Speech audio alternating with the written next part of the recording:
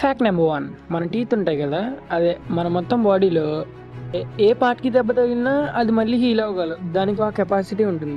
ఈ యొక్క టీత్కి దానిగా న్యాచురల్గా హీల్ అయితే అవ్వలేవు. ఫ్యాక్ట్ నెంబర్ 2, మన డైలీ లైఫ్లో యూజ్ చేస్తాం హీల్ అవ్వటానికి. దాని అసలైన నేమ్ వచ్చేసి ఆక్టోథ్రోప్ అంట. ఫ్యాక్ట్ నెంబర్ 3, మనం డైలీ లైఫ్లో ఇంగ్లీష్ అనేది యూజ్ చేస్తూ ఉంటాం.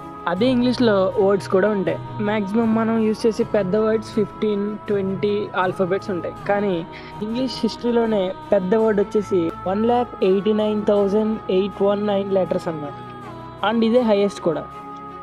ఫ్యాక్ట్ నెంబర్ 5, ఇది అయితే ఒకసారి అందరూ ట్రై చేయండి. మీ యొక్క హ్యాండ్ తీసుకుని మీ నోస్ని గట్టిగా క్లోజ్ చేయండి. క్లోజ్ చేసి హుమ్ అనే వర్డ్ ట్రై చేయండి. అది ఎప్పటికీ మీ వల్ల కాదు. ఎందుకంటే ఆ హుమ్ అనే వర్డ్ అనాలంటే ఎక్స్హేల్ పద్ధతిలో అనాలి. అది నోస్ క్లోజ్లో అంటే ఎక్స్హేల్ చేయడం అసాధ్యం. కంటెంట్ నచ్చితే సబ్స్క్రైబ్ చేయొచ్చు కదా.